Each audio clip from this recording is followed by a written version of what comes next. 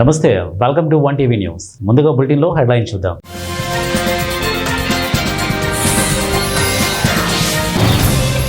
Defence కాదు, ఇకపై యుద్ధమే, ట్రంప్ సంచలన నిర్ణయం.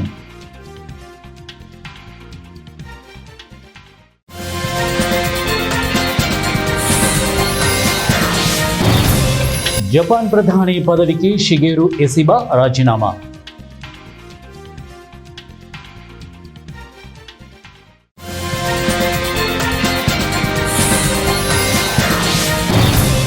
జైలు నుంచి ధనంజయ రెడ్డి, కృష్ణమోహన్, బాలాజీ విడుదల.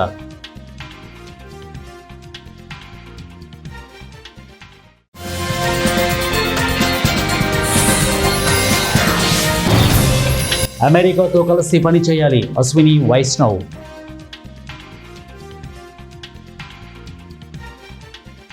బులెటిన్లో డీటెయిల్స్ చూద్దాం. అమెరికా అధ్యక్షుడు డొనాల్డ్ ట్రంప్ తన పరిపాలనలో మరో సంచలనాత్మక నిర్ణయం తీసుకున్నారు. అమెరికా రక్షణ శాఖను డిపార్ట్మెంట్ ఆఫ్ వార్గా నామకరణం చేయాలని నిర్ణయించారు. ఈ మేరకు త్వరలో ఎగ్జిక్యూటివ్ ఆర్డర్ను పాస్ చేయనున్నారు. అనంతరం ప్రస్తుతం రక్షణ శాఖ మంత్రి పీట్ హెగ్సెత్ ఇకపై డిపార్ట్మెంట్ ఆఫ్ వార్ మినిస్టర్గా పిలిపించుకోనున్నారు. వైట్ హౌస్ ప్రకటన ప్రకారం ట్రంప్ త్వరలోనే ఈ ఎగ్జిక్యూటివ్ ఆర్డర్పై సంతకం చేయనున్నారు. తద్వారా డిపార్ట్మెంట్ ఆఫ్ వార్ అనే పదాన్ని అధికారికంగా ఉపయోగించేందుకు అనుమతి లభిస్తుంది. దీంతో పాటు ప్రపంచంలోని అత్యంత శక్తివంతమైన రక్షణ వ్యవస్థగా పేరొందిన పెంటగాన్ రక్షణ కార్యాలయం అధికారిక పోర్టల్స్, సైన్య సంబంధిత బోర్డులు, మీడియా రూములు కూడా ఈ మార్పుకు అనుగుణంగా కార్యకలాపాలు కొనసాగనున్నాయి. జపాన్ దేశ ప్రధానమంత్రి పదవికి షిగేరు ఇసిబా రాజీనామా చేశారు.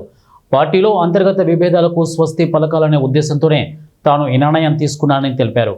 ముఖ్యంగా జూలైలో జరిగిన పార్లమెంటరీ ఎన్నికల్లో పార్టీ పరాజయానికి బాధ్యత వహించాలంటూ సొంత పార్టీ నేతల నుంచి ఇటీవల ఒత్తిడి పెరిగింది.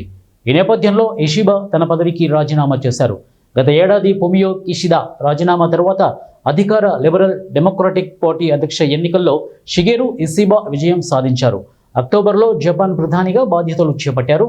అయితే ఈ ఏడాది జూలైలో జరిగిన ఎన్నికల్లో పార్లమెంటు ఎగువ సభలో అధికార సంకీర్ణ సర్కారు మెజారిటీని సాధించలేకపోయింది. అంతకుముందు దిగువ సభలోనూ మెజారిటీ కోల్పోయింది.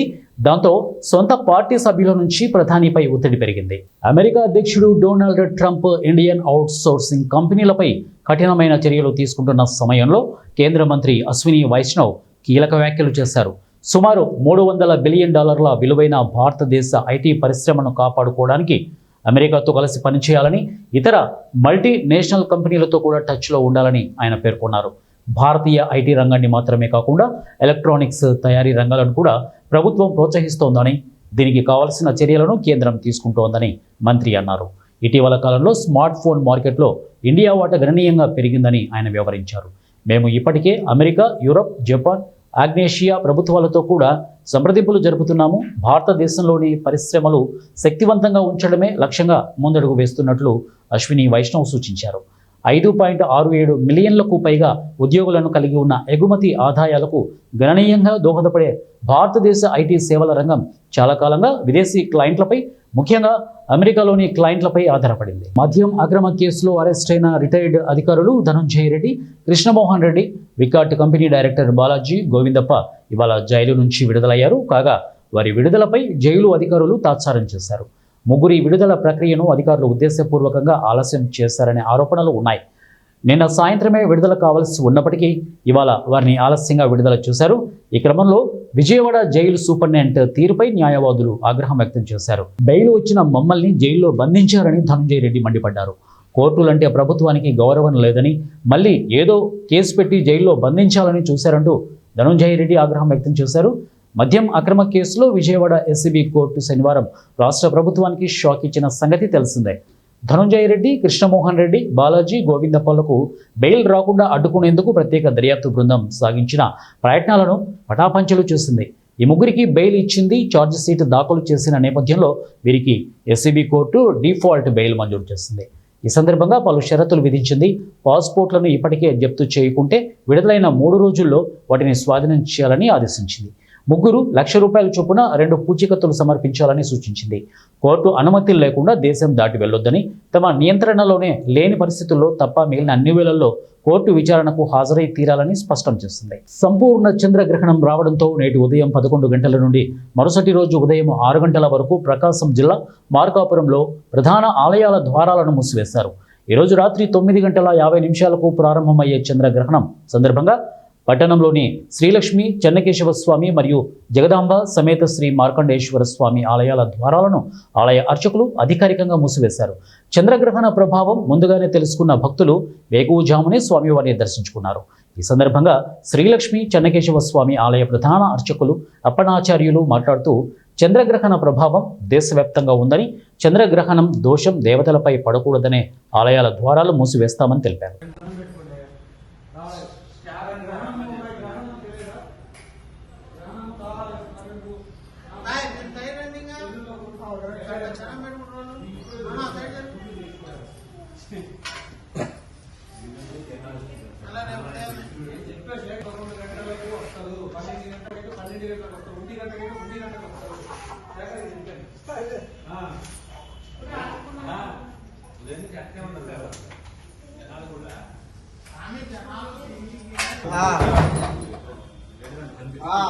విష్ణు మూర్తి ఈ కవర్ పక్కన పెట్టేసి ఎందుకు ఫోటోలో పడాలరా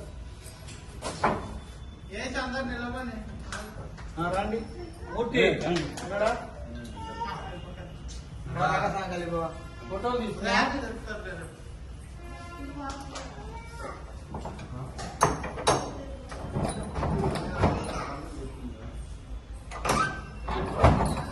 ఏలూరు నగరంలోని ఏలూరు పబ్లిక్ స్కూల్ నందు చెస్ క్రీడా పోటీలు జరిగాయి. ఏలూరు హేలాపూరి లయన్స్ క్లబ్ 143 వార్షికోత్సవం సందర్భంగా ఈ పోటీలు నిర్వహిస్తున్నట్లు చెస్ కోచ్ జి యోనన్సన్ తెలిపారు. జిల్లా వ్యాప్తంగా వివిధ మండలాల్లోని విద్యార్థులు ఈ పోటీల్లో పాల్గొన్నారు. ఈ పోటీల్లో పాల్గొన్న విజేతలు జాతీయ, అంతర్జాతీయ స్థాయిలో పోటీలకు అర్హులుగా పరిగణింపబడుతున్నారని యోనన్స్ తెలిపారు. ఈ సందర్భంగా విద్యార్థులు, తల్లిదండ్రులు వంటివి ప్రతినిధితో మాట్లాడుతూ విద్యార్థుల్లో ప్రతిభ కనబడుతుందని అన్నారు. కోచ్ నిర్వాహకులు యోహనన్ ఆధ్వర్యంలో విద్యార్థులు శిక్షణ తీసుకుంటున్నారని, చెస్ కోచ్ ఆలోచనలకు అనుగుణంగా విద్యార్థులు కూడా చక్కగా నేర్చుకుంటూ జాతీయ, అంతర్జాతీయ స్థాయిలో వీధి పోటీల్లో పాల్గొని బహుమతులు అందుకుంటున్నారని ఆనందం వ్యక్తం చేశారు.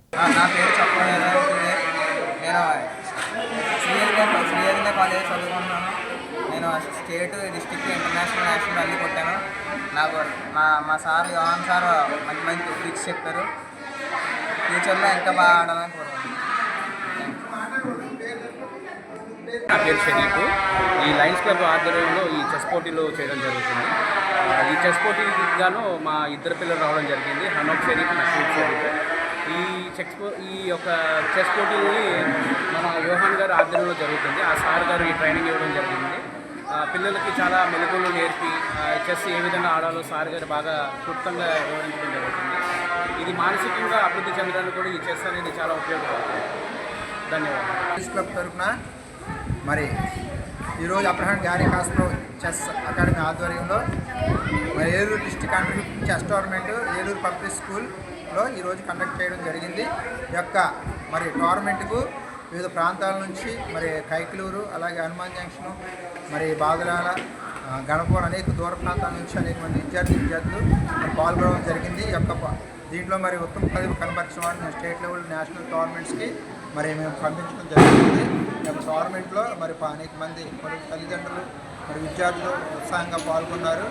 మరి యొక్క చెస్ టోర్నమెంట్ ఎందుకంటే మనకు ప్రపంచంలోనే మరి చెస్ ఆడేవాళ్ళు 60 కోట్ల మంది ప్రపంచంలో నెంబర్ 1 స్థానం ఉంది. మరి దేశాల పరంగా 191 దేశాల్లో ఈనాడు చెస్ ఆడుతున్నారు. అలాగే మన భారతదేశంలో చెస్ ట్రెండ్ నేను ఎంతో డెవలప్ చేసి మరి ఏలూరు నుంచి మరి డిస్ట్రిక్ట్, స్టేట్, నేషనల్, ఇంటర్నేషనల్ ఛాంపియన్స్గా తీర్చిదిద్దడానికి మరి మన స్కూల్ మేనేజ్మెంట్ వారు కానీ మరి అనేక మంది సహకరిస్తున్నారు. ఈ school management principal Sudhakar sir మరి మాకు వెన్యూ ప్రొవైడ్ చేసి మరి ఎంతో చెస్ని ఎంకరేజ్ చేస్తున్నారు. ఇంకా అనేక స్కూల్స్ కూడా ఏలూరులో మరి యొక్క చెస్ని మరి అభివృద్ధి చేస్తున్నందుకు అందరికీ ప్రత్యేక ధన్యవాదాలు తెలియజేస్తున్నాం. ఈ యొక్క ఎంతో మేధా సంపత్తి కలిగిన 50 ప్రయోజనాలు కలిగిన చెస్ను ప్రతి ఒక్క పేరెంటు మరి దీనికి మరి కోఆపరేట్ చేసి పిల్లల్ని చదువుతో పాటు అన్ని రంగాల్లో కూడా రాణింపు చేసి మరి మన భారతదేశ పుట్టిన చదరంగం ఈనాడు ప్రపంచానికి ముఖేష్ కానీ గొప్ప గొప్ప అర్జున్ ఎరిగిన ప్రజ్ఞానానికి గొప్ప గొప్ప క్రీడాకారులు తయారు అవడానికి మనం చదరంగం పుట్టినైన దివ్య దేశ్ముఖులు ఎంతో గొప్ప మరి ప్రపంచ ప్రఖ్యాతిగాంచిన క్రీడాకారులు విశ్వనాథన్ ఆనంద్ కానీ. పశ్చిమ గోదావరి జిల్లా ఉండి నియోజకవర్గంలోని ఆకివీడు నగర పంచాయతీ సర్వతోముఖాభివృద్ధికి కట్టుబడి ఉన్నాను అని డిప్యూటీ స్పీకర్ నియోజకవర్గ శాసనసభ్యులు రఘురామకృష్ణమరాజు తెలిపారు. ఆకివీడుని స్మార్ట్ అండ్ బ్యూటిఫుల్ సిటీగా తయారు చేస్తామని అన్నారు. రాబోయే 17 రోజుల్లో ఆకివీడు నగర పంచాయతీపై స్మార్ట్ సిటీగా మార్చేందుకు తగిన ప్రణాళికబద్ధంగా ముందడుగు వేస్తామన్నారు. ఏ సమస్య వచ్చినా పరిష్కరించుకునే అవకాశం ఉందని ఆయన తెలిపారు. పెట్టి మీరు పాతాలనుకున్న చోటే పాతామని చెప్పి ఈ రకంగా మాట్లాడటం సమంజసం కాదు. సమస్య ఉంటే మాట్లాడుకుందాం, చర్చించుకుందాం. అంతేగాని ఏఈని కొట్టడం, ఏఈ మీద దాడి చేయటం అనేది సమంజసం కాదు అని తెలియజేస్తున్నా. ఇక ఇంకొక విషయం, ఆకివీడు నగర పంచాయతీ దాన్ని సర్వతోముఖాభివృద్ధికి ఒక మంచి ప్రణాళిక సిద్ధం చేయడం జరిగింది. స్మాల్ టౌన్స్లో ఒక బ్యూటిఫుల్ టౌన్గా ఆకివీడ్ని మార్చడానికి రాబోయే 15 రోజుల్లో ఒక నాంది పలకబోతున్నాం. త్వరలో ఇది ప్రారంభించిన ఒక 6 నెలల్లో ఒక అందమైన ఆకివీడు నగర పంచాయతీని స్మాల్ మున్సిపాలిటీని చూడబోతున్నారు అని చెప్పి ఉండి నియోజకవర్గ ప్రజలందరికీ కూడా ఈ సందర్భంగా తెలియజేస్తున్నాను. ధన్యవాదాలు. తెలంగాణ రాష్ట్రాన్ని గత 10 సంవత్సరాలుగా కేసీఆర్ నాయకత్వంలో సస్యశ్యామలం చేయంగా నేడు కాంగ్రెస్ ప్రభుత్వం తెలంగాణ రాష్ట్రాన్ని ఆగం చేస్తున్నారని బీఆర్ఎస్ పార్టీ రాష్ట్ర నాయకులు ఏనుగుల రాకేష్ రెడ్డి అన్నారు. ఖమ్మం జిల్లా కేంద్రంలోని బీఆర్ఎస్ పార్టీ కార్యాలయంలో ఏర్పాటు చేసిన విలేకరుల సమావేశంలో ఆయన మాట్లాడుతూ కాంగ్రెస్ నాయకులు స్థానిక సంస్థల ఎన్నికలలో లబ్ధి పొందేందుకు కాళేశ్వరం ప్రాజెక్టును బూచిగా చూపుతూ కేసీఆర్పై తప్పుడు ప్రచారం చేస్తున్నారని ఆయన మండిపడ్డారు. కాళేశ్వరం నుంచి వస్తున్న నీళ్లు ఎటుపోతున్నాయో కాంగ్రెస్ నేతలే చెప్పాల్సిన అవసరం ఉందన్నారు. ఈ విలేకరుల సమావేశంలో బీఆర్ఎస్ పార్టీ ఖమ్మం నగర్ అధ్యక్షులు పగడాల నాగరాజు, నాయకులు సుబ్బారావు, రఫీ, బలుసు మురళీకృష్ణ తదితరులు పాల్గొన్నారు.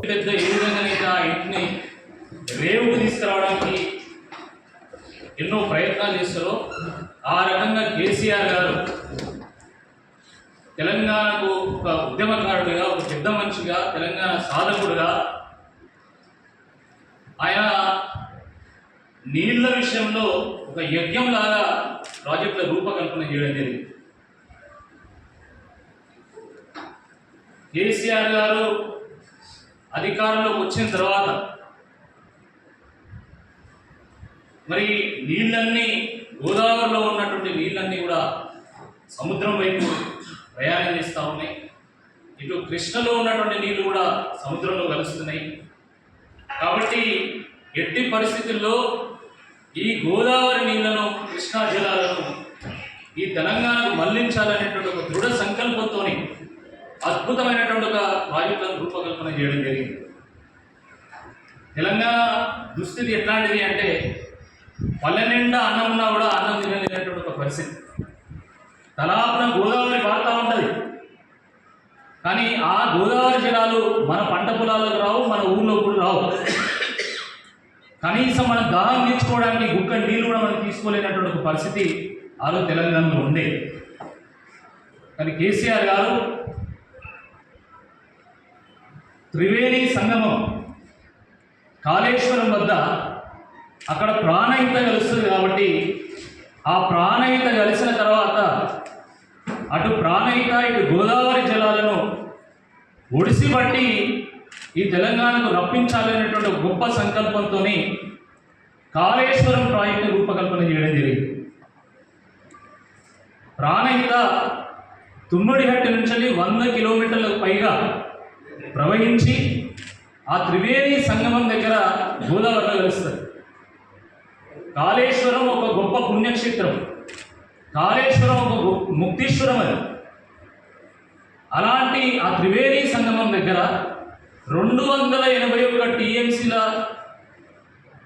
అక్కడ అవైలబిలిటీ ఉందని నిర్ధారణకు వచ్చిన తర్వాత తుమ్మిడట్ట దగ్గర కాకుండా ఇక్కడ ప్రాజెక్టు కట్టాలనేటువంటి ఒక సంకల్పంతో కాళేశ్వరం నుండి కొంత దూరం పోయిన తర్వాత మేడిగడ్డ బరాజును నిర్మించడం జరిగింది.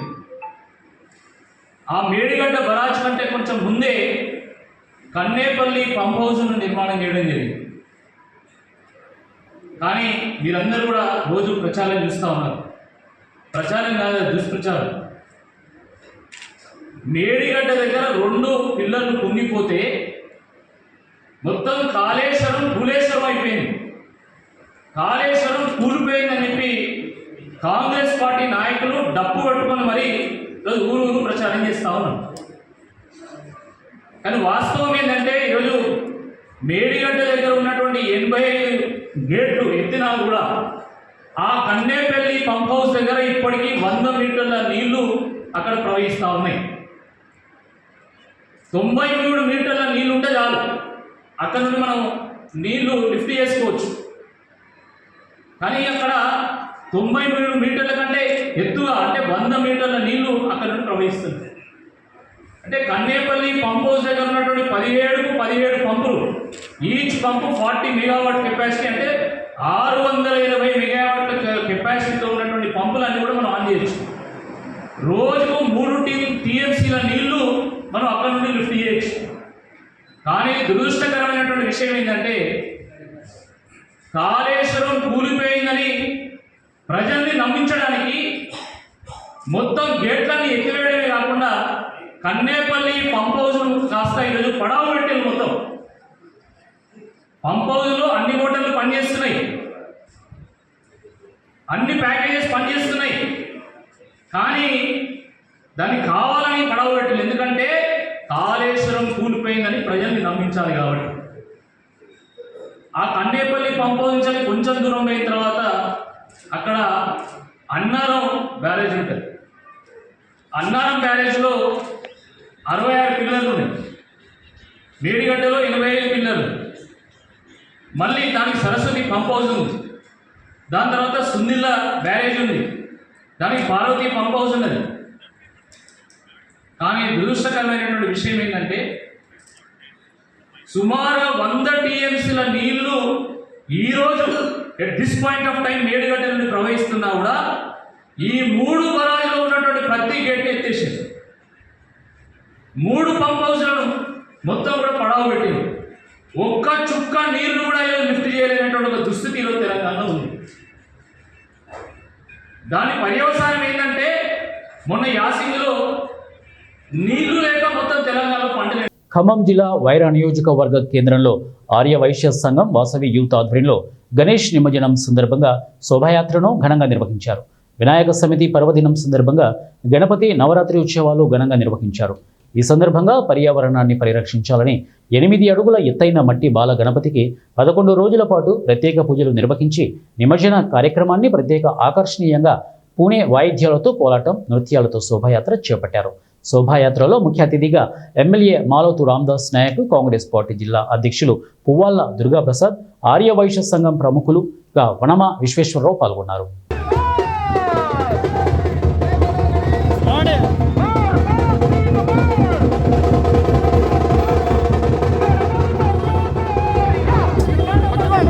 కోరుతున్నాం. జై వాసవి, జై జై వాసవి. ఎన్నడూ కని విని ఎరగని రథోత్సవ కార్యక్రమం నడుస్తుందండి మన ప్రకాశం జిల్లా ఎర్రగొండపాలెంలో 3 రోజుల క్రితం ఆకస్మిక మరణం పొందిన Prajasakti senior reporter doctor Shaik Vali Saheb సంస్కరణ సభ ఆదివారం ఎర్రగొండపాలెంలోని R&B బంగ్లాలో నిర్వహించారు. ఈ కార్యక్రమంలో ఎర్రగొండపాలెం నియోజకవర్గంలోని ప్రింట్ మరియు ఎలక్ట్రానిక్ మీడియా జర్నలిస్టులు పాల్గొని ఆయన సేవలను కొనియాడారు. వలీ సాహెబ్ చిత్రపటానికి పూలమాలలు వేసి ఘనంగా నివాళులు అర్పించారు. ఈ సందర్భంగా వలీ సాహెబ్ కార్యాలయం నుండి ప్రధాన రహదారి మీదుగా R&B బంగ్లా వరకు వలీ సాహెబ్ ఫ్లెక్సీలను ప్రదర్శిస్తూ జర్నలిస్టు సోదరులు ర్యాలీ నిర్వహించి ఆయనకు జోహార్లు తెలిపారు. జర్నలిస్టుగా కళాన్ని బట్టి వార్తలెన్నో రాసి పేదల గాథల బాధలు ఎన్నో వెలికి తీసినోడు. అంతకంటే మేము ఎక్కువ చెప్పలేం. ఈరోజు ఈ కార్యక్రమం జరుగుతున్నట్టే చాలా బాధాకరంగా ఉంది. ఆ స్ఫూర్తితో వచ్చారంటే నిజంగా వలీ సాహెబ్ గారికి జోహార్. అట్లాంటి వలీ సాహెబ్ ఈరోజు సంస్మరణ సభ చాలా బాధాకరంగా ఉంది. సంస్మరణ సభ అని చెప్పి వినాలంటే బాధాకరంగా ఉంది. ఎందుకంటే ఆయన సన్మాన సభ చేయించుకోవాల్సిన వ్యక్తి. మిత్రుడు నాకు తెలియకుండా ఏం జరగదు చేసినా నేను చేసినట్టు కొన్ని అనివార్య కాలం వల్ల ఈ మధ్య అనంతరం లేదు కానీ సరే మంచి కార్యక్రమం. బులెటిన్ ముగించే ముందు హెడ్లైన్స్ మరొకసారి.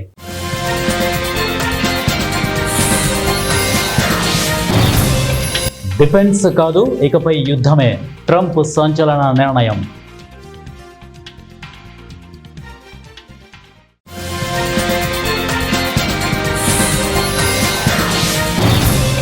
జపాన్ ప్రధాని పదవికి షిగేరు ఇసిబా రాజీనామా.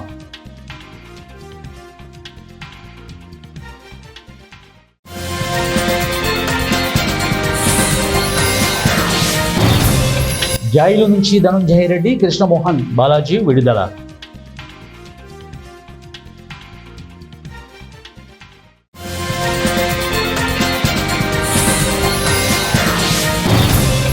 అమెరికాతో కలిసి పని చేయాలి, అశ్విని వైష్ణవ్.